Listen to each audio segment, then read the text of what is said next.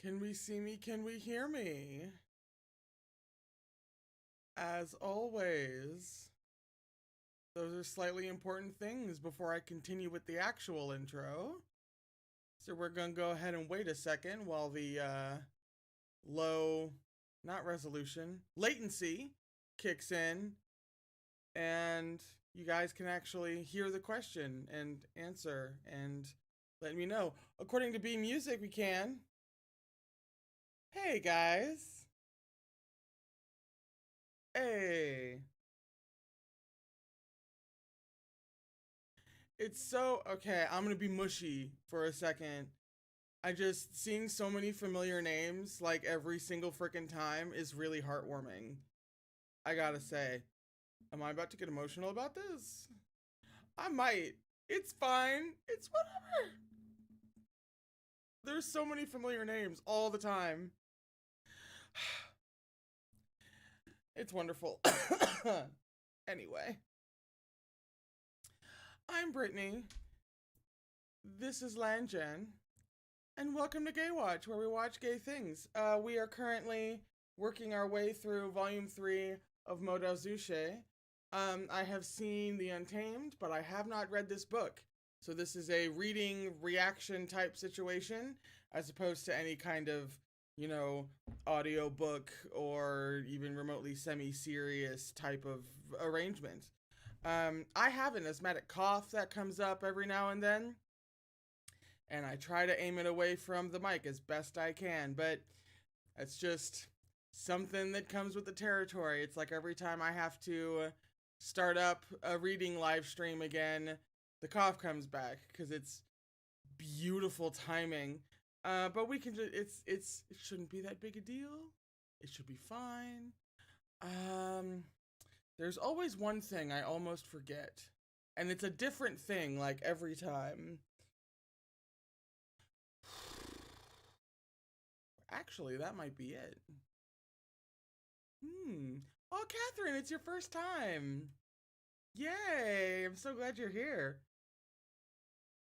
There are a lot of recurring people in this stream. So they usually, I believe they usually help keeping track of what page I'm on. I try to remind you guys every now and then, but you know, ADD, so I forget really easily. We just let the first couple of minutes go by so that people can get the notification and come on in, and then we will be starting at, hang on, where are we starting? Oh, that's right. It wasn't a clean stopping point last time. We had to stop on a bit of a cliffhanger. Yeah, we were just about to get the download about Xichen and Wang Ji's upbringing. That's where we were at. We were at the top of page 210, towards the beginning, I believe, of chapter 14. I think we only got a few pages in. Oh, maybe I'm a liar. Oh yeah, no, we were a good few pages into chapter 14, which is called Soft, which I'm still stressed about. So let's see. It's been a few minutes. The people have arrived according to this lovely graph thing that they give you. So let's go ahead and begin. Yes, we're back in the present. We're back in the gay present, as I like to refer to it. So let's see. Let's see. Hang on. Sip of tea first.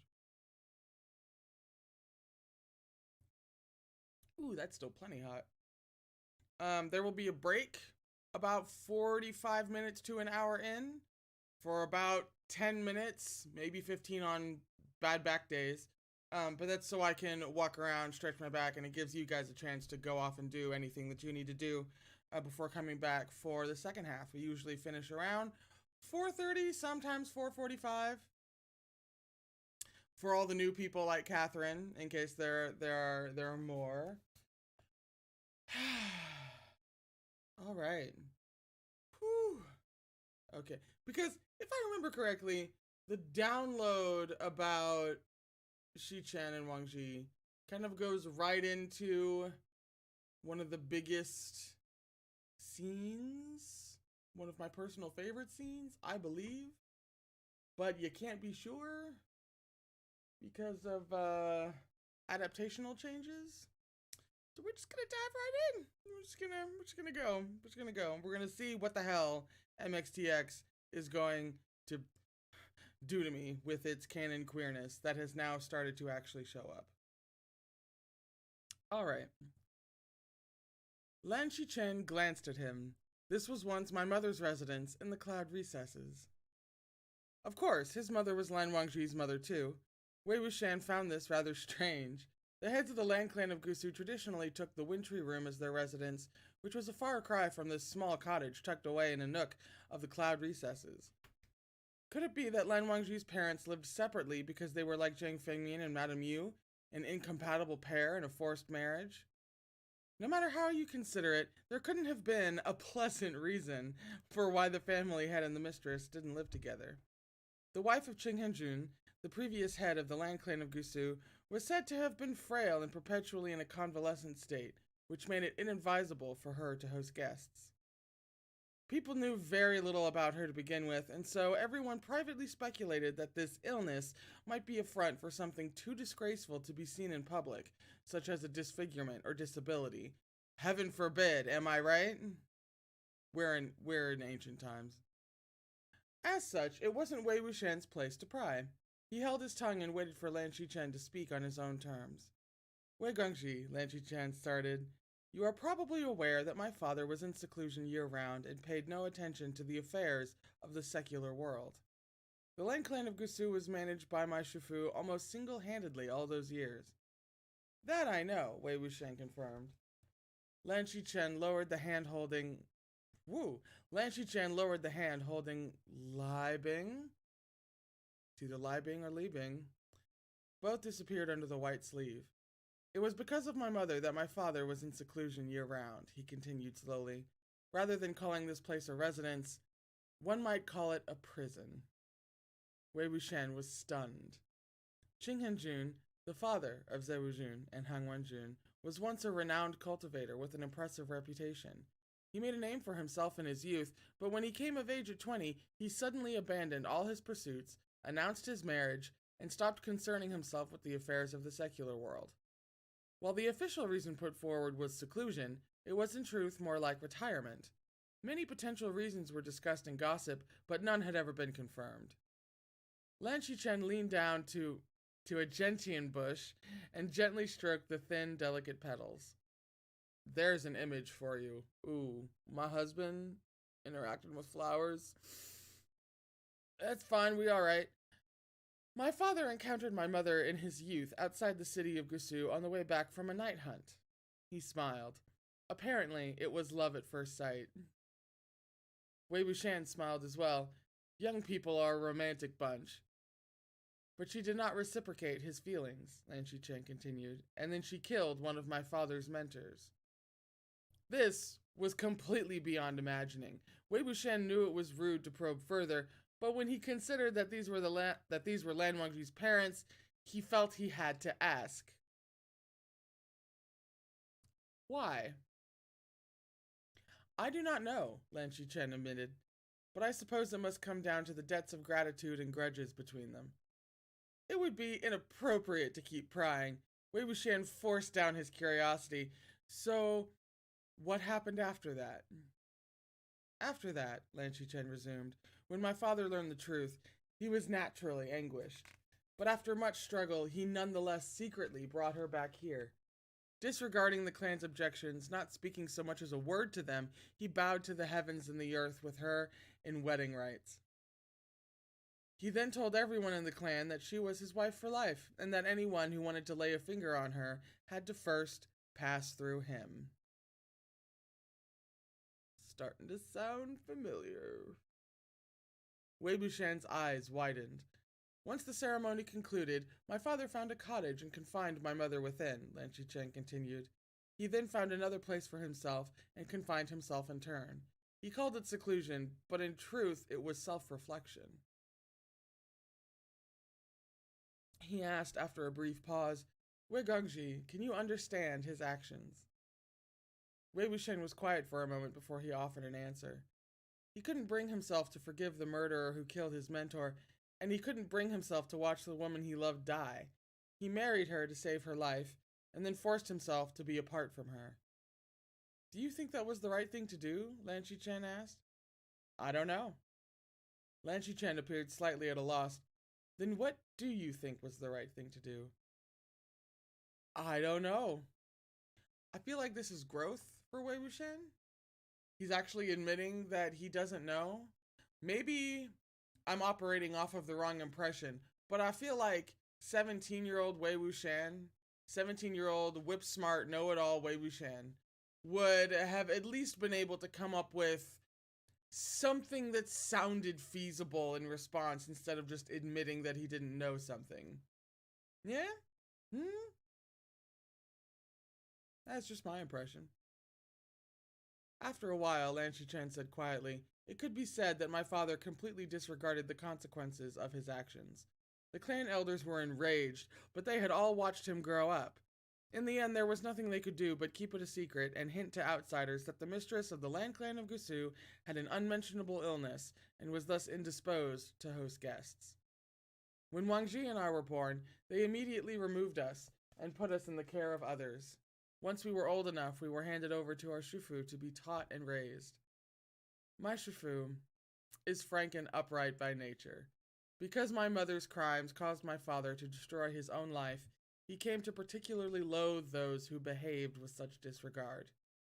For that reason, he was particularly strict when raising Wang Ji and I. We could only see our mother once a month in this little cottage.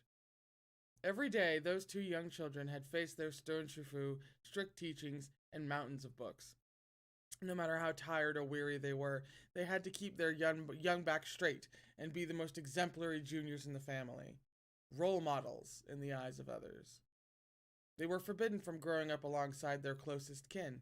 They couldn't horse around in their father's arms. They couldn't be cuddled and spoiled by their mother's embrace. But the two children had clearly done nothing wrong. Every time Wang Ji and I visited her, she never complained about how dreary it was to be so confined, with her freedom so restricted, Lan Qichen said. And she never asked about our studies. She particularly loved to tease Wang Ji, but you know him, of course. The more you tease him, the more he clams up and the sourer his face gets. He has always been that way, ever since he was a child. However, he chuckled, although Wang Ji never said as much, I knew he spent every month waiting for the day he got to see his mother. Woo, woo. That's how he was. That was how I was. Wei Wuxian imagined a young Lan Wangji being held in his mother's embrace with his little snow-white face flushed pink. He laughed as well, but before their laughter dispersed, Lan Qichen continued his tale. But one day, Shifu told us that we need not go anymore. Mother was gone. How old was Lan Zhan at the time? Wei Wuxian asked quietly. 6, Lan Qichen replied. He was too young to understand what gone meant. No matter how much others consoled him, or how Shifu scolded him, I hate her. I hate her. I hate her. We're gonna cling to the hatred. I hate her. Hate. MXTX. Loathe entirely. Hate her. Okay. No matter how much others consoled him, or how Shifu scolded him, he continued to come here every month and sit under the veranda, waiting for someone to open the door. Even when he grew older and came to understand that Mother would never come back, that no one would ever open the door again, he would still come. Lan Qichen stood up, his dark eyes staring directly at Wei Wuxian. Wang Ji has always been very stubborn ever since he was young.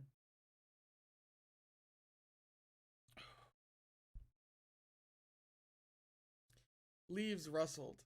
The congregation of gentians around the cottage swayed affectionately with the wind. Wei Wuxian's gaze landed on the wooden veranda of the small cottage. He could almost see a young child in a forehead ribbon sitting all prim and proper in front of the house, waiting in silence for the door to open. Madame Lan must have been a very gentle woman, he said.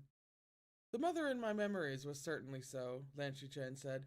I do not know her reasons for having committed such a deed back then, and in fact, He inhaled deeply, and then confessed. I have no wish to know. After a long silence, Lan Xichen lowered his eyes and took out Lai Bing. A gust of night wind elicited a murmur from the Xiao, low and heavy, like a sigh.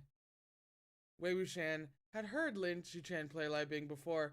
The sound of the Xiao was just like Zewujin himself, like spring breeze melting into rain, warm and gentle and refined. Ooh, my man, ladies and gentlemen. My man. While the music was as exquisite as ever, it left a bitter taste in one's mouth. The night breeze gently caressed them. Lan Xichen's black hair was already a little disheveled, and his forehead ribbon slightly askew, but the head of the Lan clan of Gusu, who was always mindful of his deportment, took no notice. It was only when his song concluded that he put down Lai Bing. Playing music late at night is prohibited in the cloud recesses. I have stepped out of line and made a mockery of myself before Wei Gongxi many times tonight. No big deal, Wei Wuxian assured him. Has Zewujun forgotten that the one who's violated the most rules of all stands before you now? Lan Xichen chuckled. The Lan clan of Gusu has never revealed my or Wang Zhi's past to the public.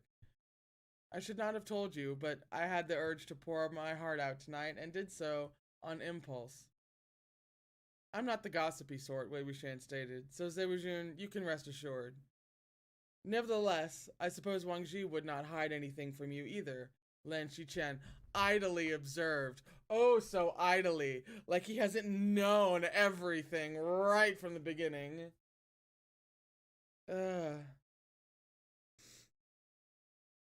If he isn't willing to say, I won't ask, Wei Wuxian said. But given Wang Zhi's personality, how will he say anything if you do not ask? Lan Xichen pressed him. And there are some things that he will not say, even if you do. Wei Wuxian was about to reply when he heard the sound of footsteps behind him. He turned around and saw Lan Wangji walk over, bathed in moonlight. In his right hand were 2 round wine jugs with bright red seals. Wei Wuxian's eyes lit up. Hang Wangjun, you're too sweet. Ah! Lan Wangji approached and handed the jugs of Emperor's Smile to him. Wei Wuxian pranced into the cottage with the jugs in his arms, and Lan Wangji shook his head at his retreating back, though his gaze was extremely gentle. Stop! Oh! Oh, an aptly named chapter. Lan Xichen glanced at him. You brought them over from your room? Lan Wangji nodded. You had best not touch alcohol, Lan Xichen advised. Be careful not to end up as you did back then. His eyes fell upon the fold of clothing near Lan Wangji's collarbone. Lan Wangji lowered his head to glance at his chest. It will not happen again. Lan Xichen forced a smile, then heaved another sigh. After Lan Xichen left, Lan Wangji entered the room and gently closed the door. As Wei Wuxian removed the seal on the wine jug, he mulled over the story of the founder of the Lan clan of Gusu, Lan An, as well as that of Qinghanjun. The Lan clan really is an enigmatic bunch. Although the founder was a monk and their family traditions are so rigid, they really breed some die-hard romantics. Yeah, they do. I mean, a fucking understatement. Now possessed of such hindsight, he couldn't help but look at the other Lan descendant in the room. Lan Wangji was reading a book with his head down. A paper lamp stood at the corner of his desk. The soft glow made his face all the more handsome, giving a tint of warmth to his cool, detached expression and light eyes. He was so dashing, so refined, that he seemed ethereal. Wei Wuxian was spellbound and mesmerized. He inched closer, unable to help himself. Lan Wangji looked up. What is it? Wei Wuxian swiftly returned to his senses. Nothing. Your bookmark's really pretty. That wasn't his bookmark you were looking at, Wuxian. Damn. You came up with better excuses before you died. Lan Wangji's bookmark was a pale, dried flower. It was extremely well preserved, the color still vivid, and the veins on its petals so delicately textured that it still looked alive. It gave off a sweet and subtle fragrance as it lay between the pages. Wei Wuxian picked up the bookmark. A peony? Lan Wangji answered in the affirmative. Wei Wuxian fiddled with the bookmark a bit before returning it to him. That was quite the blow your Gurga received. Lan Wangji carefully placed the peony back between the pages and closed the book. Should he find evidence, he will not condone the crime. Of course, Wei Wuxian said. He's your Gurga after all. No matter how close Lan Xichen and Jing Guanggao were, Lan Xichen was still a member of the Lan Clan of Gusu and had his principles. Wei Wuxian opened a wine jug. When Lan Zhen was drunk, he told me he'd never sneaked a taste of the Emperor's smile in his room. So why did he hide all those jugs? He couldn't have been keeping them for me, right? That's a little presumptuous of me to assume. Well, at least the idea has crossed your mind. Baby steps, I feel. Come to think of it, should I apologize to him about the forehead ribbon? His thoughts continued. I've messed with it so many times, but what if he gets all mad and embarrassed and chases me off? Then again, I've been messing around in general for so long, and he hasn't gotten mad yet. His self-restraint has clearly improved. I reckon he won't get angry even if I keep doing it. No, wait, I shouldn't ask him. Might as well pretend not to know what the forehead ribbon means. That way, I can keep yanking on it intentionally. If he gets mad, I'll play all innocent and say I didn't know. He who is ignorant is innocent. Wei Wuxian felt quite pleased with himself. What is the matter? Lan Wangji asked. Wei Wuxian turned his head and answered with a straight face. Nothing. I'm happy. He absent-mindedly opened one of the small jugs and tossed one back before promptly sputtering the contents back out. Lan Wangji put down his book at once. What is the matter now? Wei Wuxian waved his hands. Nothing. As he dismissed his distress with those nothings, he put the jug back and selected another with a morose look on his face. When he'd last sneaked a drink, he'd replaced the contents of the jugs with plain water with the intent of giving Lan Wangji a shock when the man drank it himself. Who could have foreseen his luck would be this poor? Of the two jugs Lan Wangji had brought, one just so happened to be one of those jugs of plain water. And what was more, Wei Wuxian was the one who drank it. Oh no, the consequences of my own actions. Ever since his return, Wei Wuxian had been shooting himself in the foot every time he wanted to prank Lan Wangji. How very, very frustrating. At some point, Wei Wuxian fell into a groggy sleep until daybreak, when he suddenly jolted awake. He shuddered and crawled up to see Lan Wangji still dressed, with his guqin and sword on his back. Lan Wangji withdrew the hand he had set on Wei Wuxian's shoulder and concentrated his gaze on an object in his palm. We have an uninvited guest. Wei Wuxian squinted. The thing in Lan Wangji's palm was the Lan Clan of Gusu's jade travel token. He knew that Lan Wangji's token had high-level authority. If an outsider was to breach the Cloud Recess's barrier, he would be immediately alerted. But no one had dared intrude so boldly into the Cloud Recesses for over 10 years. Wei Wuxian hopped off the bed and realized that his outer robe had been removed at some point. As he dressed, he asked, Who? Lan Wangji shook his head and motioned for Wei Wuxian to follow him. The two proceeded stealthily to a residence standing amidst a thick forest of bamboo. Light seeped through the paper windows. Wei Wuxian glanced at the wooden plaque displayed before the courtyard. The wintry room? Sure enough, Lan Xichen sat with poise inside the room. He was not at all surprised to see the two of them enter, but exchanged a glance with Lan Wangji, in which both seemed to come to a tacit understanding. Lan Wangji then led Wei Wuxian to sit behind a screen. After a while, the bamboo blinds of the wintry room lifted. Light footsteps padded into the room. Then the guest seemed to have sat down opposite Lan Xichen. A moment passed before they heard the sound of jade and stone knocking against each other. It seemed someone had set something on the table and pushed it over. Lan Shichen was the first to speak. What is the meaning of this? I'm returning it to Urga, the guest answered. It was Jing Guangyao. This was a gift from me to you, Lan Shichen said. This travel token has never failed me all these years, Jing Guangyao said.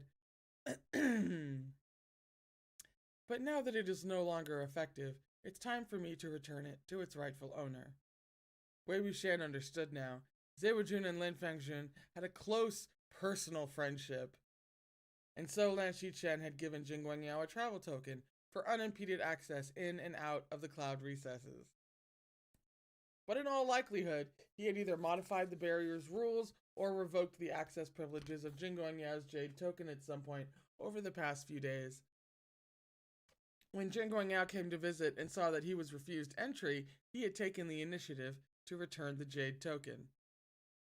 Like Lan Wangji, Lan Shichen did not know how to feign civility. While Jing Guangyao made a concession, Lan Shichen maintained his silence. After a moment, he asked, What is the nature of this visit? There's still no news regarding Han Wanjun and the Yiling Patriarch, Jing Guangyao said. Many clans have their misgivings and are voicing dissent in my refusal to let others investigate the cloud recesses. Urga, when it's convenient for you, it would be best if you open the gates for a couple of hours. I'll bring some men over to help you deal with it. Wei Wuxian had thought he was here to request a search. He'd hardly expected Jing Guangyao to say such things, as if he wasn't at all interested in the whereabouts of the Yiling Patriarch, and couldn't help but feel somewhat astonished. Beyond the screen, Jing Guangyao spoke up again. Urga, what's wrong? Nothing, Lan Shichen replied. If you're worried about Wang Ji, you don't have to be, Jing Guangyao assured. Han Wanjun is of an upright and righteous character. This much has been made apparent to every clan over all these years. He must have been deceived into doing this. Besides, he has not done anything irredeemable yet. Just explain things clearly when the time comes. I won't give others the opportunity to gossip. When the time comes? Lan Shichen echoed. When is that? After the burial mounds have been cleaned out, Jing Guangyao explained. Wei Wuxian was taken aback. Lan Shichen repeated, The burial mounds? Jiang Guangyao began to explain further. Since the fight at Golden Carp Tower, anomalies have been sighted in Moling, Lanling, Yangmeng, and more. Graveyards have been destroyed, corpses have vanished without a trace. There are signs that a large number of corpses are moving in the direction of Yiling. They are probably heading for the burial mounds. For what purpose? Lan Shichen wondered. I don't know, Jing Guangyao said. People have speculated that Wei Wuxian has initiated some kind of evil array, or used the Yin Tiger Tally. He was stabbed by Jinling at Golden Carp Tower. Is he in any state to initiate such things? Lan Shichen pointed out. Urga, consider the extent of Wei Wuxian's injuries during the battle with sect leader Zhang when he betrayed the Zhang clan of Yangmeng, Jing Guangyao said.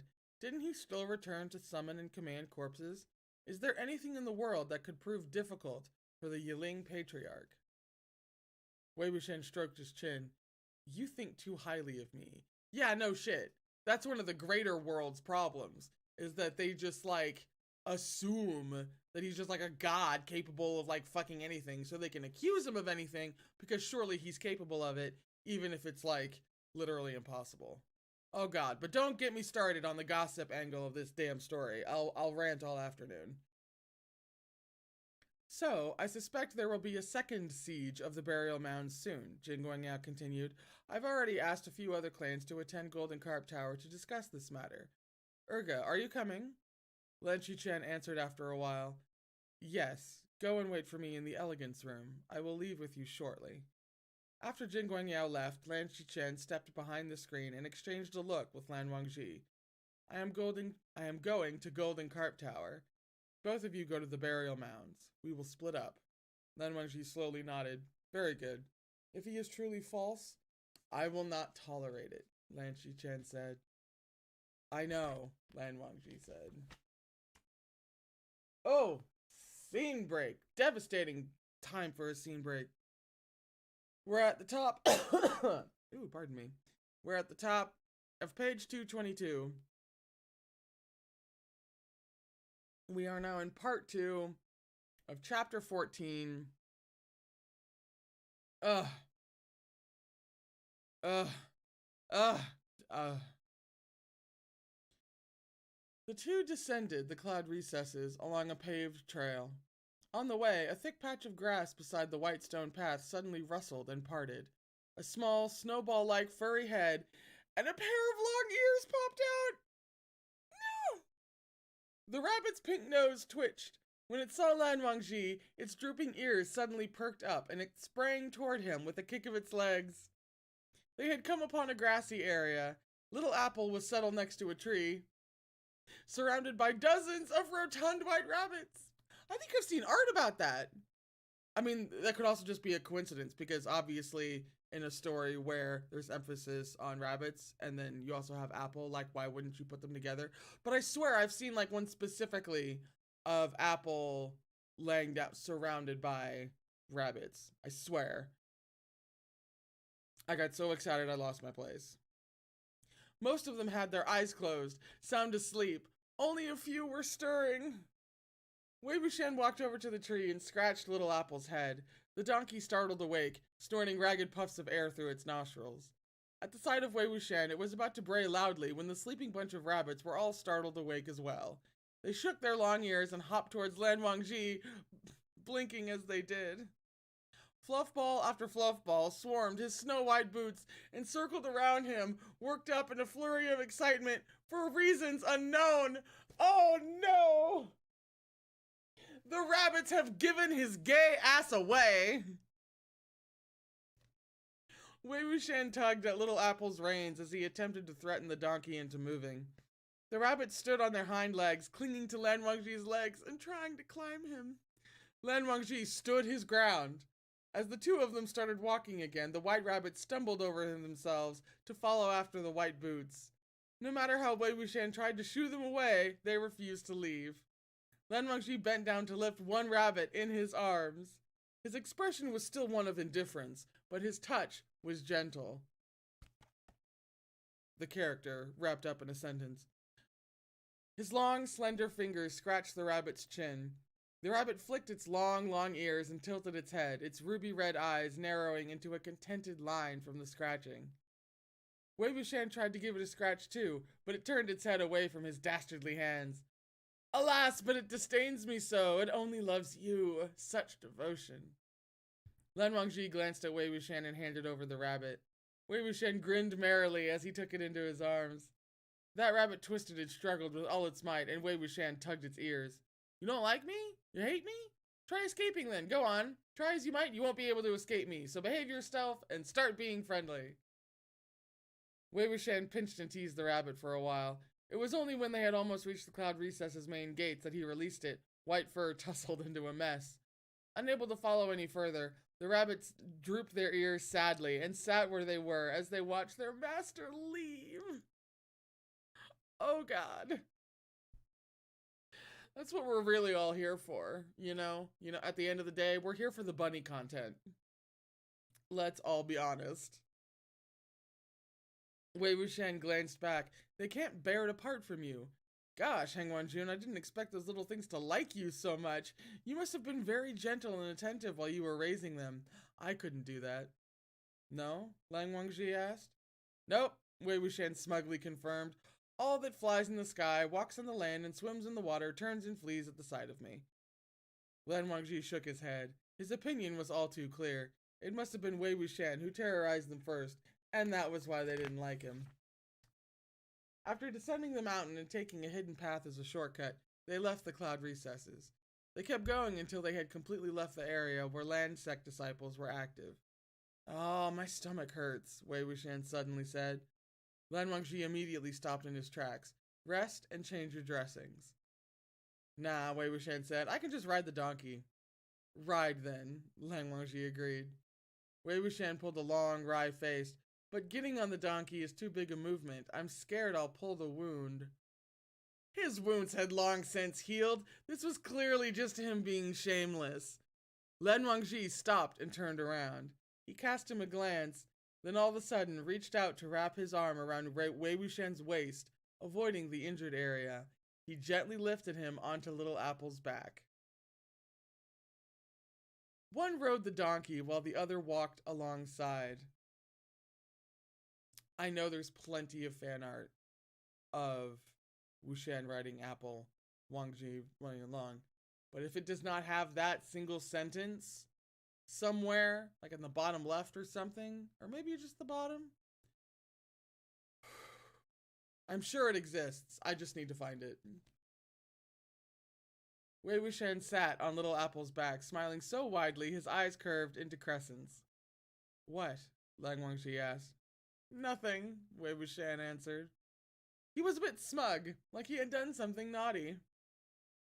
Although he did not remember much from his childhood, there was a scene that had made a vague but indelible imprint on his mind.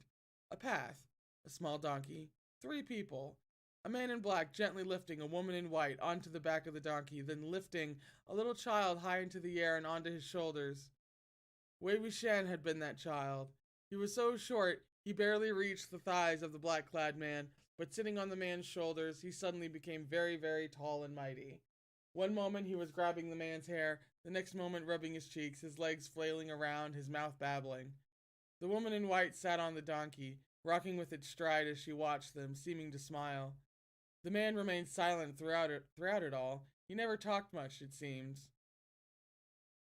and merely held him, supporting him so he could stand even taller and steadier.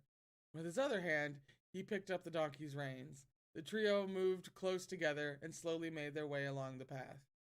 It was one of the few memories he had of his mom and dad. Did we have to, MXTX? We were right in the middle of... We had just done some bunny goodness. You gotta throw this bullshit at me? Lanjian, hold the reins, will you?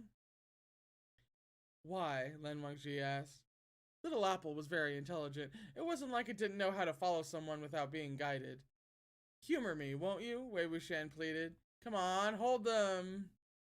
Although still puzzled as to why Wei Wuxian's smile was so dazzling, Lan Wangji did as he was asked and picked up Little Apple's reins. Wei Wuxian's voiced his thoughts aloud. All that's left now is a little one.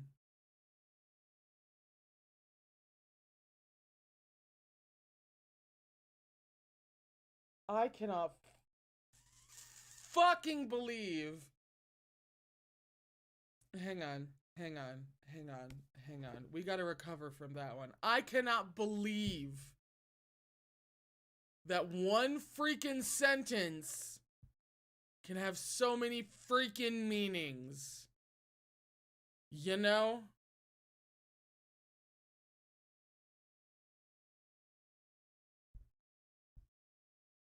That means shit about Wuxian's family. That means shit about the big gay feelings he's having for Wang Ji. That fucking foreshadowing.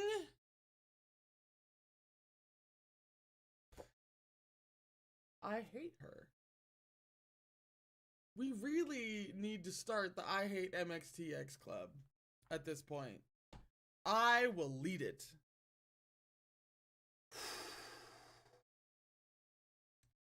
What? Reveling in his secret delight, Wei Wuxian said, Nothing. Lanjian, you're such a good person. Their future was uncertain on this trip to Yiling and fraught with grim possibilities, but as he rode the donkey with Lan Wangji leading the way, reins in hand, Wei Wuxian was not nervous at all. He was floating on a cloud, so free of cares, he was practically walking on air. Even if a whole bunch of sects came barreling out from the trees along the roadside, he wouldn't be bothered at all. Well, other than being bothered by them being eyesores and killjoys. He was even in the mood to appreciate the moonlit, wild paddy fields that rolled around them. Pulling the bamboo flute from his waist, he began to play a melody as naturally as ever. The sound of the flute was clear and melodious. Lan Wangji's footsteps faltered for a fleeting moment. Wei Wuxian, on the other hand, suddenly had a flash of realization. Hey, Lanjian, I've got a question. What was the name of the song you sang to me back then at the Xuanru of Slaughter's cave in Mount Mushi? Lan Wangji regarded him. What made you think to ask that so suddenly? Lan Wangji... Just tell me, what's it called? I think I might have guessed how you recognized me. By some curious coincidence, the song that he'd played that night at Mount Defan happened to be the same one Lan Wangji had softly hummed to him when he was delirious with fever in the Shenwu of Slaughter's cave on Mount Mushi. Lan Wangji kept his mouth shut, refusing to say a word. Tell me, what's the song? Wei Wuxian pressed. Who composed it? I did, Lan Wangji replied. You? Wei Wuxian had thought it was a secret song of the Lan clan of Gusu, one not meant to be taught to outsiders. He had never expected this to be the case. Instead, he was both surprised and delighted. There was no need to explain what he was surprised by, that was obvious enough, but he couldn't exactly say why he was delighted. Baby queer steps, you know? It's a process. He ventured, if that was how you recognized me, does that mean you've never let anyone else hear it? Never. Wei Wuxian was so happy, he accidentally kicked Little Apple. Little Apple brayed furiously, as if thinking of kicking its own hind legs to buck him off. Sharp-eyed Lan Wangji deftly tugged the reins tight, and Wei Wuxian wrapped his arms around Little Apple's neck. It's fine. That's just his temper. It'll only fuss a little. Let's keep talking. So, what exactly did you name it? My cat climbing on top of something. What do you think? What do you mean, what do I think? Does it have a name or not? Wei Wuxian grumbled inwardly. Lan Zhan's taste in names couldn't be the same as Jiang Cheng's, could it? No way. Aloud, he said, are you asking my opinion? If you ask me, why not call it... After Lan Zhan rejected over 80 carefully chosen names, Wei Wuxian's interest finally waned. To avoid running into cultivators searching along the main roads, they chose remote countryside paths. After walking for a day, Wei Wuxian was tired and thirsty. Coincidentally, it was right around then that they spied a farmhouse by the roadside, so Lan Wangji tugged at Little Apple's reins to stop it in its tracks.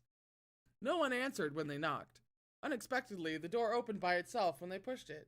A handmade wooden table stood in the middle of the courtyard, with a tray of partially peeled beans on it. Straw was piled high by the earthen wall, and a rake was stuck into the pile. Chicks ran all over the ground, chirping as they pecked away at rice. Wei Wuxian saw a few melons piled at the corner of the courtyard and went over to pick one up. The owner isn't here. Hang on, June, let's just help ourselves to these, he said in all seriousness. Lan Wangji was about to take out some money to put on the table when the sound of footsteps echoed from beyond the wall. Oh my god, what is this art? Hang on. 2 sets, one in front and one behind, presumably the owners returning home. The moment Wei Wuxian heard the footsteps, he immediately pounced on Lan Wangji and pushed him into the pile of straw for some reason. That explains the image. Fortunately, Lan Wangji had always been calm and composed, so he did not make a sound at Wei Wuxian's sudden lunge. However, it was obvious he didn't understand why they had to hide. Wei Wuxian was also laboring under a similar confusion. Yeah, why do we have to hide? It's not like villagers in the countryside are going to recognize us. Can't we just tell them honestly that we're here to buy food? Maybe I've committed too many dastardly deeds and have gotten too used to sneaking around. But the pounce meant he had Lan Wangji pinned underneath him in the soft straw. This half-forceful, suggestive pose evoked a strange feeling of excitement in him, and he decided to simply not get up. Feigning seriousness, he raised an index finger to indicate Lan Wangji was not to make a sound. Then, pretending he had no other alternative, he lay on top of him without any qualms. His heart overflowed with a secret and indescribable delight. From the courtyard came the sound of wooden stools being pushed and shifted. The farmhouse's owners seemed to have sat down at the wooden table. Okay, we're gonna bust out the art. We're gonna bust out the art for this one. Look at this. Look at this pinup. Look at this pinup worthy, like, oh no, I have fallen on top of my love interest. Whatever will I do except pretend like I should continue to be fallen upon my love interest? Whew. Whew. A woman's voice said, Ergaga, give him to me, I'll hold him. Lan Wangji froze slightly at the words, Ergaga. This time, a man's voice answered, just peel the beans. This was followed by the mumbling of a child, clearly fast asleep. Apparently, they were a young husband and wife. The wife was preparing dinner, and the husband was cradling their sleeping child in his arms. Wei Wuxian grinned broadly as he winked at Lan Wangji. What a coincidence, he whispered. To think one of the farmhouse's owners is also an Ergaga. His words had an upward lilt to them, making his teasing obvious. Lan Wangji swept a profound look at him and then twisted his head away. Wei Wuxian's heart fluttered, and he leaned over to whisper in Lan Wangji's ear, Lan Ergaga. Lan Wangji's breathing appeared to hitch. The gaze he turned on Wei Wuxian carried with it a hint of warning. In the courtyard, the wife laughed. You don't know how to hold him. Won't I be the one who has to soothe him when you wake him up later by accident? He went wild playing today, and he's tuckered out, the husband said. He won't wake up for now. The wife broke and peeled the beans. Ergaga, you really have to be a bit stricter with Abao. He's only 4 years old and already like this. Can you imagine what he'll be like when he grows up? That other child has been driven to tears a few times already, saying he never wants to play with him again. But he still gives Abao attention every time, the husband pointed out. He says he doesn't want to play with him, but deep down, he clearly does. Wei Wuxian let loose a snicker. Lan Ergaga, what do you think about that? Do you agree? Directly into his ear still, I imagine. Stop talking, Lan Wangji said. Ordinary folks could not hear their quiet commentary. As the couple chattered about their domestic trivialities, Wei Wuxian relentlessly whispered Lan Ergaga in Lan Wangji's ear 7 or 8 times. His crooning was light and soft. Yeah, but I got a couple ideas as to something that is not entirely soft right now. As if he could no longer bear the sound of it, Lan Wangji suddenly flipped them over in a quick, steady movement that didn't even rustle the pile of straw. Wei Wuxian was now pinned beneath him. Say it again and you will be silenced, Lan Wangji stated in a whisper. Wei Wuxian reached for his face, but Lan Wangji caught his wrist at once. Wei Wuxian told him quite solemnly, Heng Wanjun, there's straw stuck on your forehead ribbon. On hearing this, Lan Wangji slowly released his grip. Wei Wuxian helped him remove the tiny piece of straw. Bringing it before Lan Wangji's eyes, he smugly said, See? I didn't lie to you, did I? Before he could be smug for long, he heard the young wife say, Even so, you can't just let Abao bully others as he pleases. Unruffled, her husband commented, Let him be, he's a boy. Boys always bully the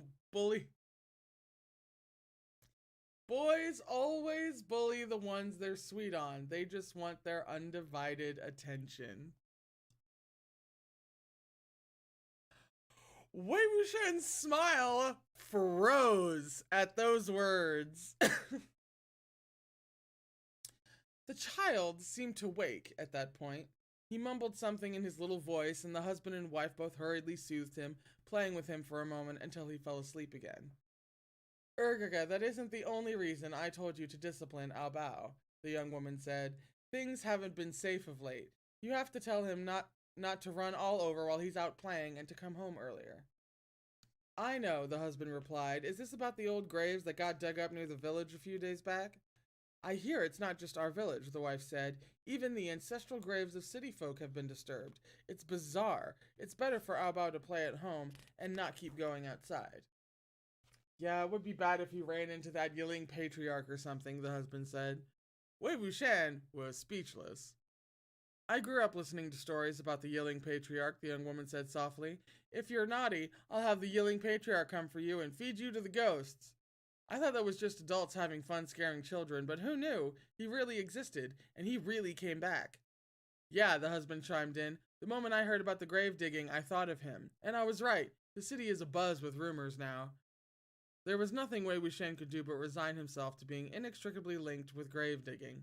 He'd done his fair share of it in the past, that much was true. The Sunshot campaign was by far the most infamous example. He dug the hell out of every last Wen ancestral graveyard and conscripted every last one of their clan's corpses into his army of the dead. And he'd also turned every single Wen cultivator he killed into his puppets, commanding them to slaughter their own kin and companions. During the Sunshot campaign, these deeds had been widely considered inspiring and praiseworthy, but as the Sunshot campaign dipped further into the past, they were treated with far more horror and contempt. Even Wei Wuxian himself shared the current public sentiment. In retrospect, he truly had gone too far. And with the exposing of his identity a few days ago, he couldn't really blame anyone for hearing about this rash of grave digging incidents and immediately assuming them to be the work of the Yiling patriarch. I just hope he knows every debt has its debtor, the wife said.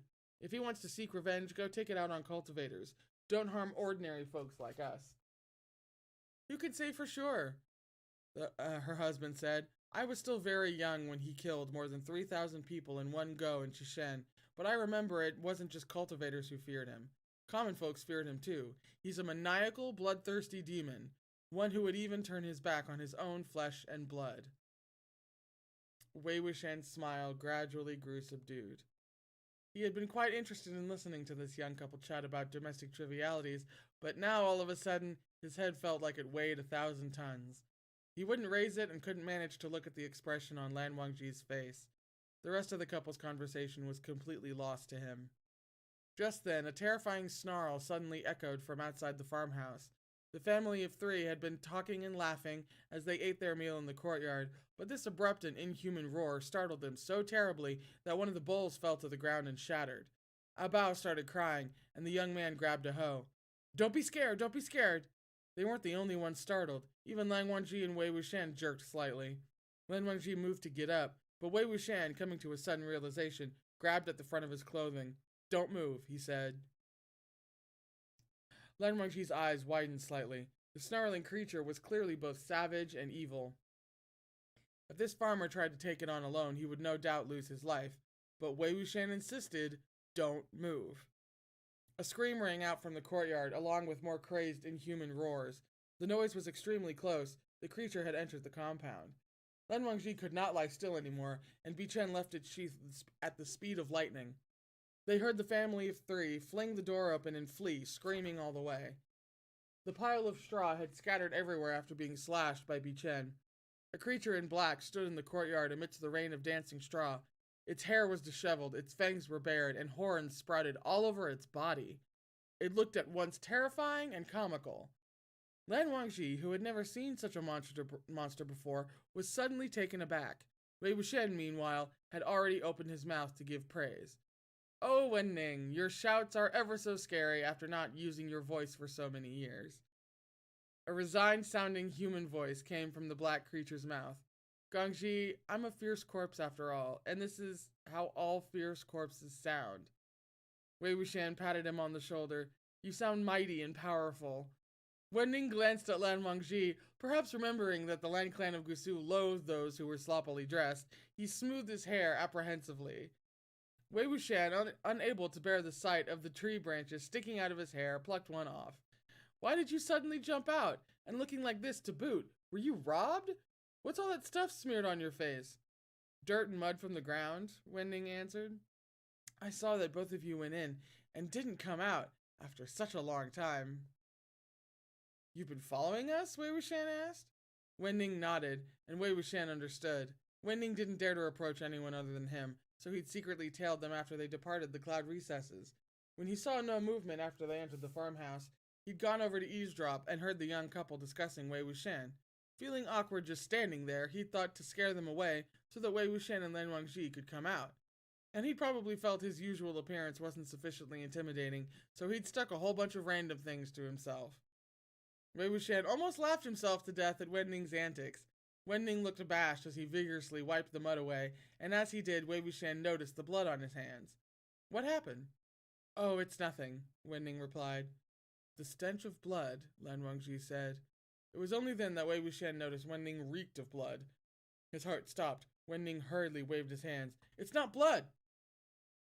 No, I mean, yes, it's blood, but not the blood of living humans. Not living humans, Wei Wuxian questioned him. Did you fight with something? Wen led them to a patch of forest some distance away. There were 20 or 30 fresh graves in the woods next to a partially dug pit with a pile of corpses beside it. A pile rather than a stack because the corpses were in pieces. Well, shit.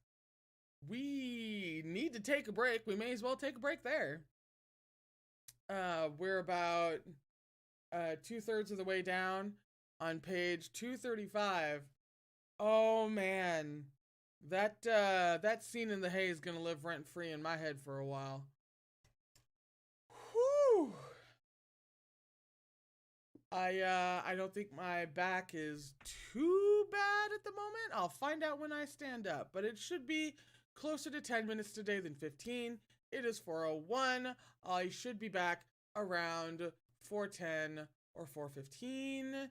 And I now have the actual screen back so that I can actually go to break like a good YouTuber. And we will be back for the second half of today's reading session. Back in a moment.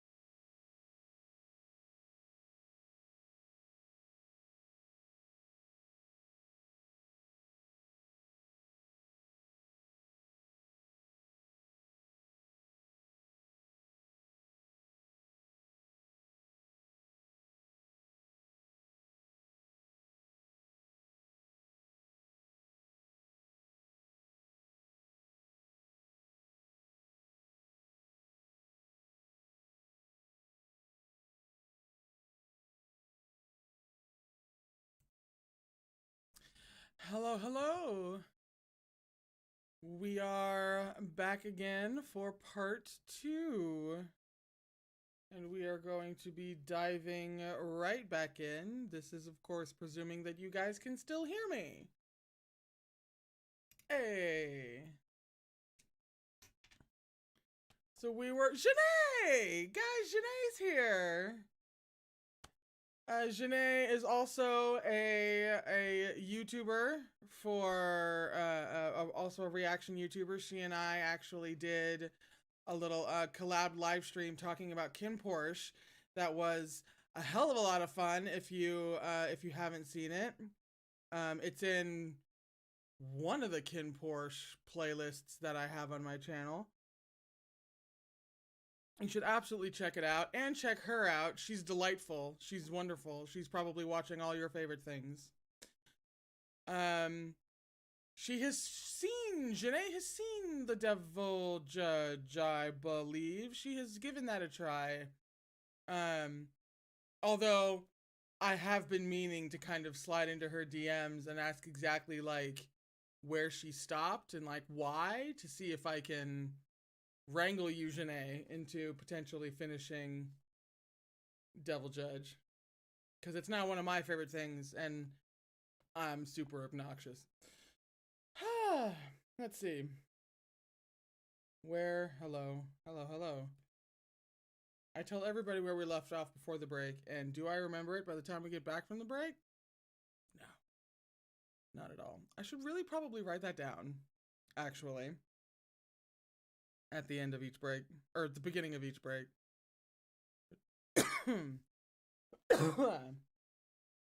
Where? Ah, yes. The corpses were in pieces. That's where we left off.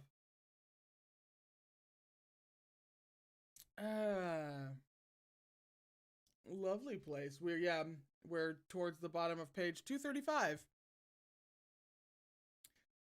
Wei Wuxian went up to inspect it. Some of the severed arms were still clenching and unclenching their fingers, while some of the heads were still opening and closing their jaws and filling the air with the sound of grinding teeth. They had already turned into animated corpses.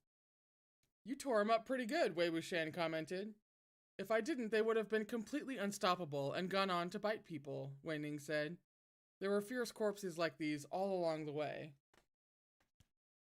The entire way? Were you hurrying ahead of us to dispose of them? Wei Ning nodded hesitantly. His ability to identify his kind was better than that of a living human's, and he could do it over a greater range, too. If that was the case, it was little wonder why their journey had been so uneventful. Given the news that a horde of fierce corpses was making its way towards Yiling, Wei Wuxian had been wondering why they hadn't encountered a single one. It seemed Wen Ning had beaten them to it and cleared out any such obstacles. Because, once again, MV fucking P. Wen Ning, MVP. That's facts. That is facts. When did you start following us? Wei Wuxian asked. Since Golden Carp Tower, Lan Wangji replied. Wei Wuxian looked at Wen Ning. He lent a helping hand during the fight against the various sects, Lan Wangji explained further. Wei Wuxian sighed. Didn't I tell you to find a place to hide and not worry about anything? Wen Ning gave a wry smile. But, Gangji, where would I go to hide? Once upon a time, he'd had somewhere he could return to, people he could follow. But now, everyone other than Wei Wuxian was incomparably unfamiliar to him. After a moment of silence, Wei Wuxian stood and patted off the dust on his bottom hems. Let's bury them. Wen Ning nodded hurriedly and continued working away at the partially dug pit. Lan Wangji drew Bi Chen. The moment the sword's aura emerged, the ground cracked apart and muddy soil went flying everywhere. Heng Wanjun, are you going to help with grave digging too? Wei Wuxian asked. Lan Wangji turned his head, about to speak, when he saw Wen Ning standing right behind him. Wen Ning tried his best to lift the stiffened corners of his lips and squeeze out a smile. Lan Wangji, do you need any help? I've finished digging my side. Lan Wangji glanced behind him at the row of pitch-black pits and the mounds of soil piled up neat and high.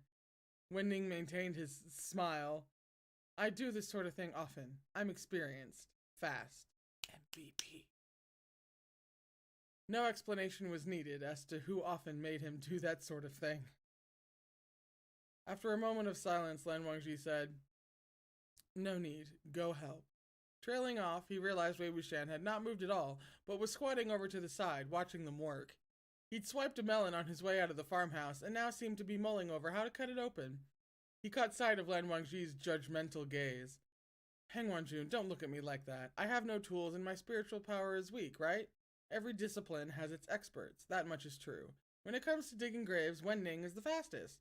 The two of us might as well discuss how to eat this melon. Bi Chen isn't usable for the time being, since it just dug a grave. Do either of you have spare blades or swords or something?"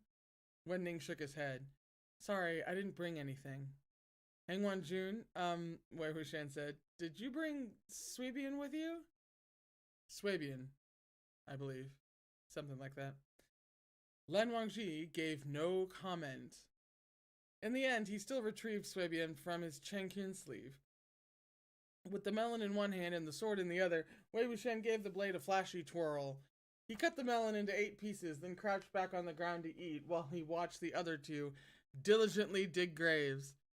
Within an incense time, Wen Ning had dug a row of neat uniform pits. He apologized as he interred the corpses he had previously dismembered.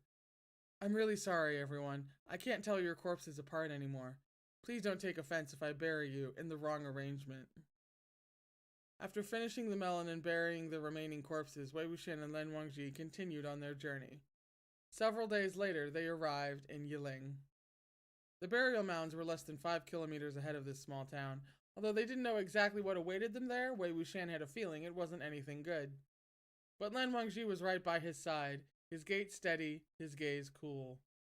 Wei Wuxian had never been one with any sense of crisis to begin with, and with the way Lan Wangji looked, he was even less likely to get nervous at all. Passing through the small town of Yiling, he was awash in the sounds of the local accent. It was invigorating and incomparably endearing. While he wasn't planning on buying anything, he couldn't help but strike up conversations in the local dialect with the street vendors. Only after he'd had his fill of socializing did he get down to business. "Hang Wanjun, you remember this town, right?" Lan Wangji gave a slight nod. "Yes." Wei Wuxian grinned. "I knew you had a better memory than me. We ran into each other once, right here in this town. I happened to bump into you when you came to Yiling for a night hunt and said I'd treat you to a meal. You remember that too?" "Yes." "It's a shame you still ended up paying the bill." Wei Wuxian laughed. He sat cross-legged on the donkey, swaying back and forth, and asked with seeming nonchalance, "Speaking of which, Hang Wanjun, do you have any plans to retreat in retirement?" Lan Wangji paused for a moment, seeming to be pondering the question. Wei Wuxian struck while the iron was hot and pushed further. "Have you even considered what you'll do when you retire?" Lan Wangji regarded him. "Not yet." "Perfect, then I'll help you think," Wei Wuxian thought. He would find a sparsely populated spot with picturesque scenery and build a big house for himself there. He could help Lan Wangji build one next door, too. There'd be home-cooked meals and soup every day. Of course, it would be best if Lan Wangji did the cooking, otherwise they'd be stuck with whatever Wei Wuxian made. It would be best if Lan Wangji handled the household finances as well. Before his eyes, there materialized an image of Lan Wangji wearing coarse clothing with patches sewn on his chest and knees, sitting expressionlessly at a handmade wooden table as he counted money 1 coin at a time. Once he finished counting, Lan Wangji would sling a hoe over his shoulder and head off to work for the day. Meanwhile, Wei Wuxian would... What would he do? Wei Wuxian reflected seriously on what he ought to be doing. People often talked about earning their daily necessities by working the fields or weaving. Well, someone was already tilling the land, so that left him with the job of weaving. The very idea made him wince. He saw himself stuck, sitting cross-legged in front of a loom all day, restlessly jiggling his knee. No, he should be the one out with the hoe, and Lan Wangji the one weaving. The latter was more suited to it. I love how this retirement fantasy with Wangji kind of turned into a nightmare there for a second. They would catch fish and till the fields during the day. At night, they'd head out with swords in hands, to night hunt and slay evil. If they got bored of living the pastoral life, they could pretend there was no such thing as retirement. They could re-enter society, and it would all be the same. But this life of theirs was still missing a little one.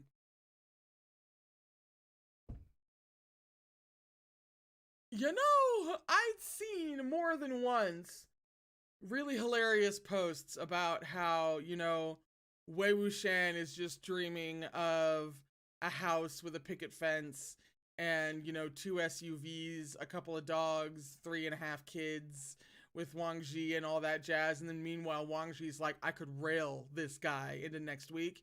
Like those kinds of posts. I'd seen those before. And because I hadn't read this and had only seen The Untamed, I was like, I mean, I guess I kind of get that impression from Wei Wuxian. And like, I kind of get where that's coming from. But like, no, in the book, it's just right there. He's already daydreaming of the return. Wow. Wow. Wow. Also, bringing up a little one again. I still hate her. Anyway. A little what? Lang Wangji suddenly spoke up. Huh? It was then that Wei Wuxian realized he had said the last sentence out loud. He quickly and sensibly explained, I said, Little Apple is still missing a little companion. Little Apple twisted its head to look at him and spat hard. Wei Wuxian smacked its head and laughed as he pulled its long ears, but quickly found he could laugh no more. His daydreams had reminded him of something. He'd once had a little one with him. Had the child lived, he would have been in his teens now. The burial mounds were located deep in the Yiling mountain range.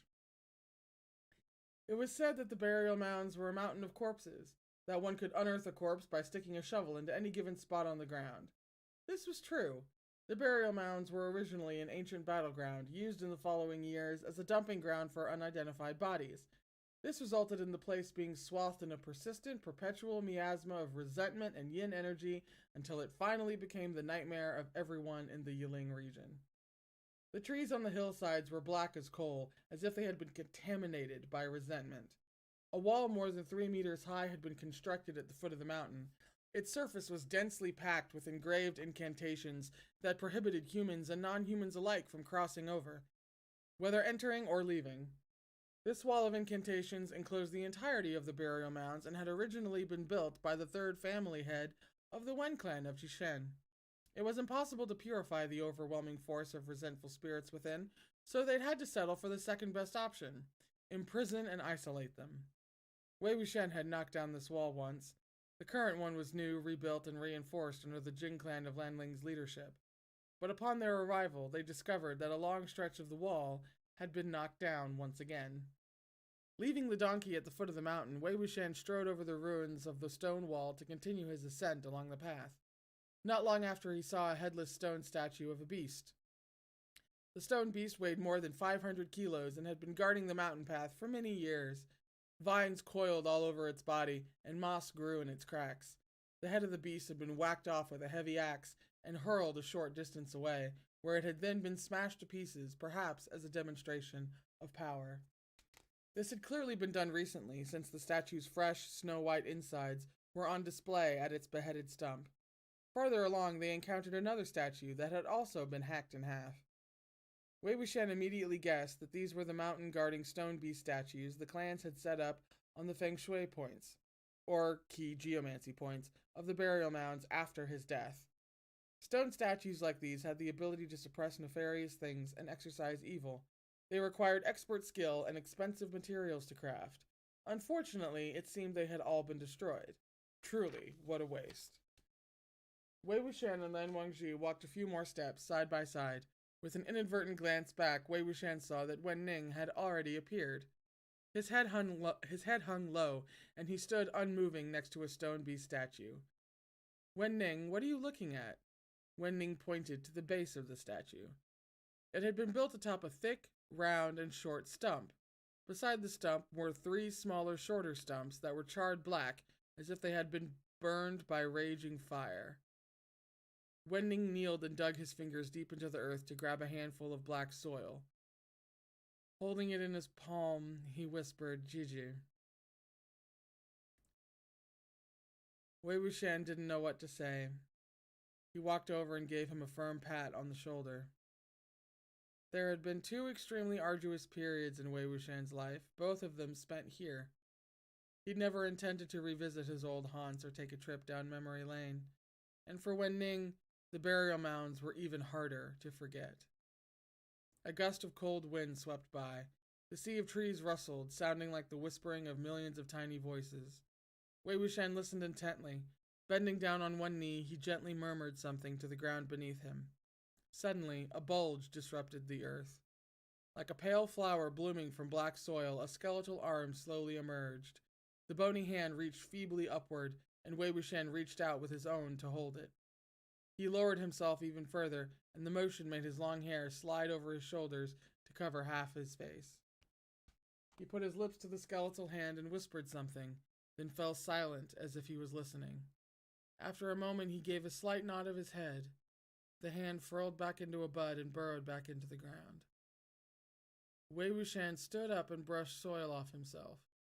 More than 100 people have been caught and dragged up the mountain, one after another, in the last few days. They're all still alive and imprisoned at the peak of the mounds, but whoever grabbed them has already left the area.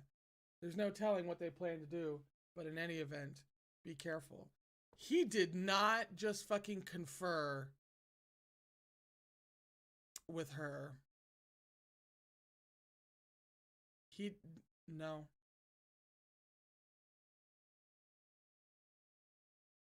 For the sake of my mental and emotional well-being, I am violently rejecting that.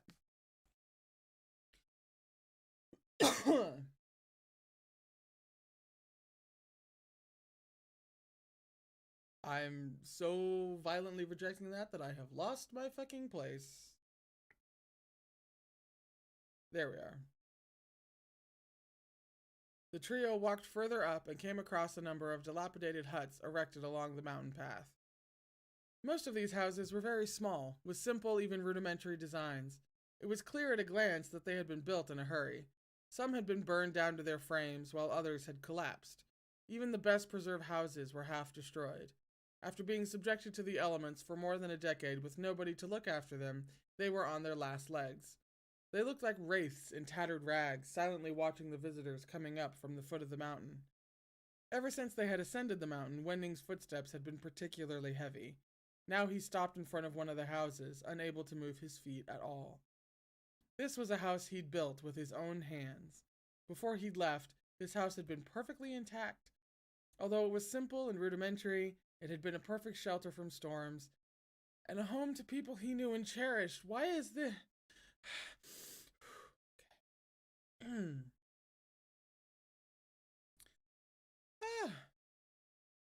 Not her? Wasn't her? I was thinking it might have been her. Could have been her. That would have been terrible. I mean, it was still painfully sad because it had to have been someone. But yeah. Whew. Lord.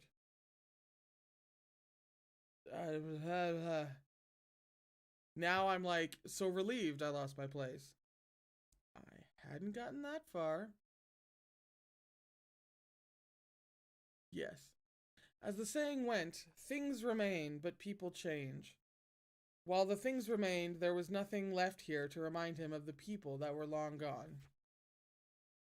Don't look, Wei Wuxian told him. I knew long ago that it would be like this, Wei Ning said. I just wanted to see if there was anything left. Before he could finish, a human figure rose unsteadily to its feet inside one of the dilapidated houses. It lumbered outside, exposing its partially decayed face to the faint daylight. Wei Wuxian clapped his hands. The walking corpse remained oblivious and continued to lumber towards them. Wei Wuxian calmly took 2 steps back. It's being controlled by the Yin Tiger Tally.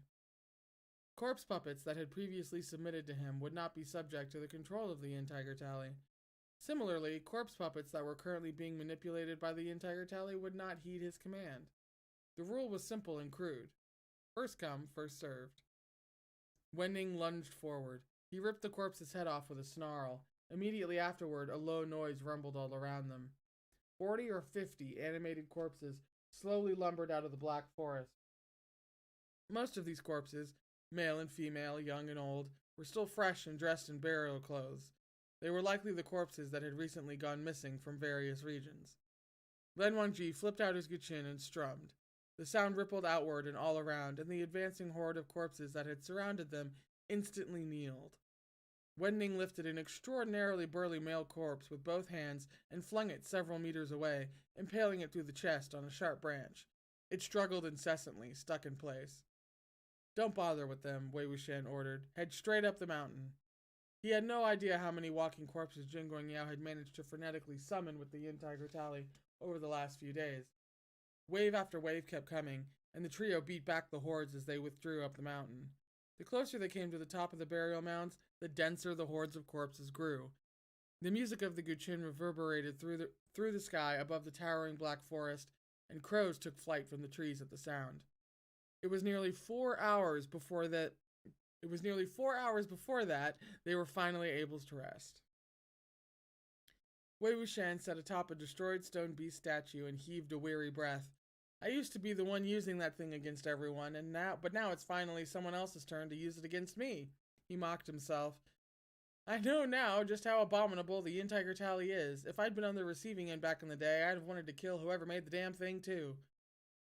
Lan Wangji put away his guqin, then pulled out a long sword from his sleeve and handed it to Wei Wuxian. For defense. It was Swabian. Wei Wuxian had idly tossed the sword aside after using it to cut up the melon earlier, and it seemed Lan Wangji had tucked it away again. Wei Wuxian took it from him now. He unsheathed the sword and gazed at its snow-white blade for a while, before decisively pressing it back into its sheath. With a smile, he said, "Thanks." He secured it at his waist, although he had no intention of using it. Seeing Lan Wangji looking expectantly at him, he scratched his head. It's been too many years since I last used that sword. I'm out of practice. Then he sighed. All right, the real reason is that my new body's spiritual power is weak. Even if I'm armed to the teeth with a top-grade spiritual weapon, I won't be able to use its power to the fullest. So this frail, delicate man must still rely on Hangwan Jun to protect him. Lan Wangji had no reply. The frail, delicate man sat for a while before he finally braced his hands on his knees and pushed himself upright. The trio continued to ascend the mountain for a while longer. At the end of the path, they reached a cave. The pitch-black mouth of the cave was over 16 meters tall and wide. Before they even got close, they were assaulted by gust after gust of chilly wind. They could almost hear faint, indiscernible human moans. This was rumored to be the Yiling Patriarch's infamous lair, where he'd committed atrocities most unspeakable and slain humans to conscript them into the ranks of his army of the dead. The Demon-Quelling Cave. The domed ceiling of the Demon-Quelling Cave was high and broad. The three held their breath as they crept into the cave. Not one of them made a single sound, but the human voices coming from deep within the cave only grew louder and noisier. Wei Wuxian knew this cave's terrain like the back of his hand. He walked at the front, leading them, and when they came to a particular spot, he gestured for the other two to stop. They were separated from the main area of the cave by a stone wall. Through the holes in the wall, they could see a cavern big enough to accommodate 1,000 people. Over 100 currently sat in the center with their limbs securely bound by immortal binding ropes. From the looks of it, the captives were all extremely young. Judging by their swords and the colors of their attire, they were either scions or high-ranking sect disciples from various clans. Wei Wuxian exchanged a look with Lan Wangji. Before they could start quietly discussing their options, one of the youths sitting on the ground suddenly started speaking. If you ask me, you shouldn't have stabbed him just once. Why didn't you just decapitate him? His voice wasn't terribly loud, but the Demon-Quelling Cave was empty and cavernous. The moment he opened his mouth, the echo resounded everywhere. As such, there was no need to eavesdrop, since they could hear everything quite clearly. The moment the boy spoke, Wei Wuxian realized he both looked and sounded familiar. It took a while to recall that he was the boy who'd gotten in that tussle with Jiling the other day, Jiang Cheng. He took another look at the frosty, gloomy-looking youth beside the aforementioned boy. Who else could it be if not Jiling? Jiling didn't even spare a look at Jiang Cheng, but kept his head down and said nothing. A loud rumble gurgled from the stomach of another boy sitting beside him. They've been gone for days, the boy complained. What do they even want from us? If they want to kill us, to chop us to bits, they could at least make it quick. I'd rather be gnawed to death by a monster during a night hunt than starve to death here. The one blabbering on was Lan Jingyi. What else could they want? Jiang Cheng shot back. They must be planning to do the same thing he did to the Wen dogs during the Sunshot campaign. They'll turn us into his corpse puppets, then use us against our families so they can't bring themselves to attack. They want to let their enemies do the work of killing each other off. Through gritted teeth he growled, that despicable, inhuman Wei dog. All of a sudden, Yiling icily cut him off. Shut up. Jiang Cheng was stunned. Shut up? What do you mean, shut up? What do I mean? Yiling echoed mockingly. Did you go deaf or stupid so you can't understand human speech? Shut up means stop making such a racket. Having been tied up for a while, Jiang Cheng was in quite a cantankerous mood. Who are you to tell me to shut up? He raged. What's the use of spouting all that crap? Yiling spat back. Will the ropes break just because you keep going on and on and on? It's so annoying to have to listen to you. You! We are trapped here, another young voice interrupted. There are countless walking corpses outside, and we have no idea if or when they will decide to charge in. Do you really still want to bicker at a time like this? The calmest voice of the bunch was, of course, Mdzs.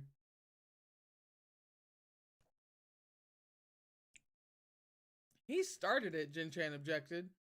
What, you can cuss people out but won't let them return the favor? Yiling, who do you think you are? You think just because Lei Fengjun is the cultivation chief now, you will be one day? I won't shut up. The way I see it, you... A thud echoed through the cave as Yiling slammed his head into Jiang Cheng's. Jiang Cheng cried out in pain and cursed. You want to fight? Bring it on! You've pissed me off now, you motherless, ill-bred brat. Yiling was absolutely livid when he heard this. He couldn't throw punches with his arms bound, so he pummeled Jiang Cheng with his elbows and knees until the latter was yelping in pain. But Yiling was just one person, and Jiang Cheng always had a posse to back him up. The moment his cronies saw Jiang Cheng was at a disadvantage, they immediately yelled, "We'll help!" and came swarming over. Mdzs, sitting nearby, was helplessly swept up into the melee. With great difficulty, he managed to urge the others to, calm down, all of you, calm down, at first. But as he continued to get accidentally whacked again and again by flying elbows, his brows furrowed in pain and his face grew increasingly dark. In the end, he too joined the scuffle with a frustrated cry. The three on the outskirts couldn't watch any longer. Wei Wuxian took the lead, leaping onto the stone stairs before the demon-quelling cave and hollering at the crowd. Hey, everyone look here! His shout reverberated deafeningly through the demon-quelling cave. The tussling youths all looked up. Seeing the familiar figure beside Wei Wuxian, Mdzs loudly cried out in delight. Hang on, Jun! Lan Jingyi screamed even louder. Hang on, Jun! What are you guys so happy about? Jiang Cheng was seized with terror. They're accomplices! Wei Wuxian strode into the demon-quelling cave. He pulled Suibin out of its sheath and offhandedly chucked it behind him. The sword was caught in free fall by a shadow that darted forward. It was Wenning. The group of juniors screamed and shrieked again. The Ghost General! Wenning raised Suibin and slashed the sword down toward Yiling. Yiling gritted his teeth and shut his eyes, but contrary to his expectations, he felt the immortal binding rope's hold on him slacken as Suibin severed it. Wenning walked around the cave, slicing free all the immortal binding ropes. The juniors he set free could neither flee nor stay. Inside the cave was the Yiling Patriarch, the Ghost General, and Hang Wanjun, who'd betrayed the Orthodox way. But outside looked countless walking corpses braying for food. Caught on the horns of a dilemma, all they could do was shrink back into a corner and stare fixedly at the stoic Wenning as he busied himself around the cave. Lan Chizui, however, was beaming brightly. Wei Chenbei, you're here to rescue us, right? You weren't the one who had us captured and brought here, right? Although it was a question, his expression spoke of complete trust and delight. Wei Wuxian felt his heart grow warm. He squatted down to ruffle Lan Chizui's hair, which had somehow stayed neat over the past few trying days, and mess it all up. Me? You know how poor I am. Where would I get the money to hire people? Lan Chizui nodded again and again. I knew it. I knew that Chenbei is really very poor. Wei Wuxian was momentarily struck speechless. Good boy, he finally faintly praised. How many people do our opponents have? Are there any ambushes set up around here? Lan Jingli shook off the rope on him and barged into the conversation to answer. They have lots of people. Their faces were covered with black smoke, so we didn't get a clear look at what they looked like. They tied us up and threw us in here, then just ignored us, like they wanted to leave us to perish here. Oh, and there are lots of walking corpses outside. They keep on howling. Bichen emerged from its sheath with a shing to sever the remaining immortal binding ropes that bound the two of them. Lan Wangji summoned the sword back into its sheath and commended Lan Shizui. Well done. What he meant was that Lan Shizui had done well to keep his composure and maintain his trust in them. Lan Shizui hurried to his feet and stood tall as he faced Lan Wangji, but before he could manage to smile, Wei Wuxian intervened with a cheeky comment. That's right, well done indeed. Shizui even knows how to brawl now. Lan Shizui's face flushed red in an instant. That was a momentary impulse. All of a sudden, Wei Wuxian sensed someone approaching. He looked back only to see Yiling standing stiffly behind them. Lan Wangji immediately stepped in front of Wei Wuxian to shield him, and Lan Shizui stepped in front of Lan Wangji. Jingangji, Lan Shizui cautiously called. Wei Wuxian strode out from behind them. What are the two of you doing? It's like you're making a human pyramid. Jinling's expression was strange as he relaxed his fists, clenched them, and relaxed them again. He looked like there was something he wanted to say, but couldn't. Instead, he just stared at the spot where he had stabbed Wei Wuxian in the abdomen. Lan Jingyi's face drained of color. You're not thinking about stabbing him again, are you? Jinling's expression froze. Jingyi, Lan Shizui admonished hurriedly. Wei Wuxian wrapped his arms around the kiddo's necks, with Jingyi on his left and a Shizui on his right. All right, let's hurry out, he chided. Yes, sir, Lan Wangji answered. The other boys were still huddled together in the corner, not daring to move. Let's go? Or do you want to stick around here? Lan Jingyi asked the crowd. A boy stiffened his neck and said, There are so many walking corpses out there. You want us to go to our deaths? Gongji, I'll go out and chase them away, Wenning stated. Wei Wuxian nodded, and in an instant, Wenning swept out like a gust of wind. The immortal binding ropes have been cut, Lan Shizui said.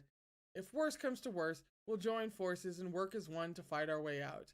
What if the corpses swarm in after we depart? Judging by the topography of this cave, won't you be easy prey if you stay here?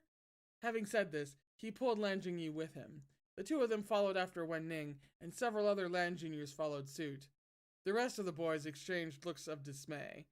Soon after, someone called out, Sijui-sheng, wait for me!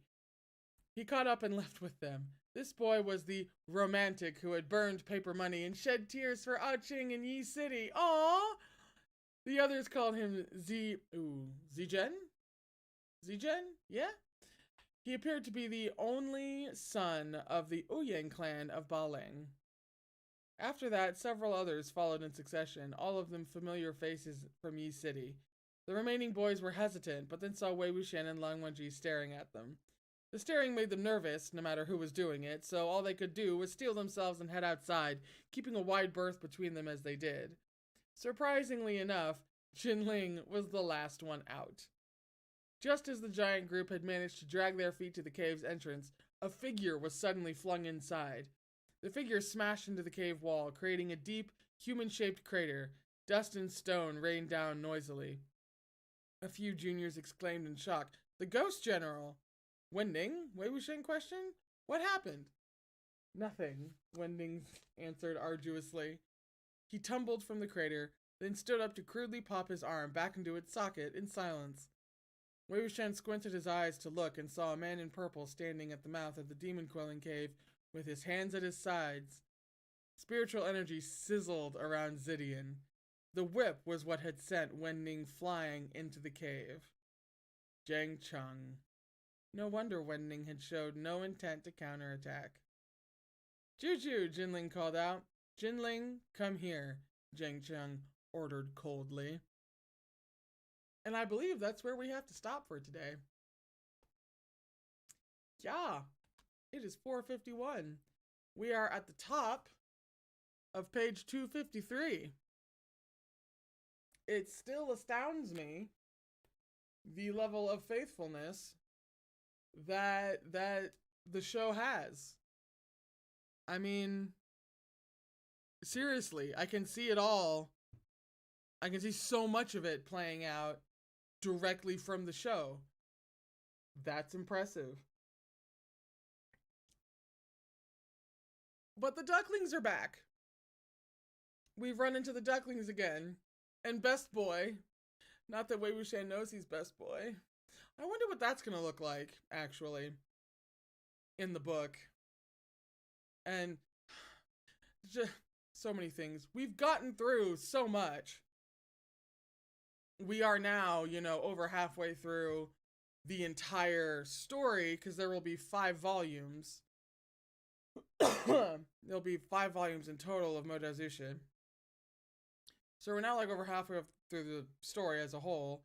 And we've already seen so much, but because there's just so much packed into this whole thing, there's still so many things that I want to get to, for fuck's sake. Plus, you know, some of the extra stuff that couldn't be in the show.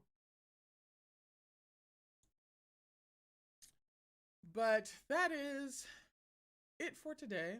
What the hell is today? Thursday? I will see you guys on Tuesday. And then judging by where we are, next Thursdays might be a short one. We may not need like a break before we finish this actual volume. And I can't remember when volume 4 comes out, but I will look that up before we finish the book, and we'll have that to look forward to. But we will definitely be finishing this by Thursday of next week. There is only a couple of sessions left before we're at the end, because we tend to make pretty good time. And this book's a little bit shorter than the other ones by about like 30 pages, which in and of itself is almost an entire one of these reading videos, right? But anyway, we'll be finishing it next week. Super curious to see where this one ends and what kind of cliffhanger it leaves me on once again.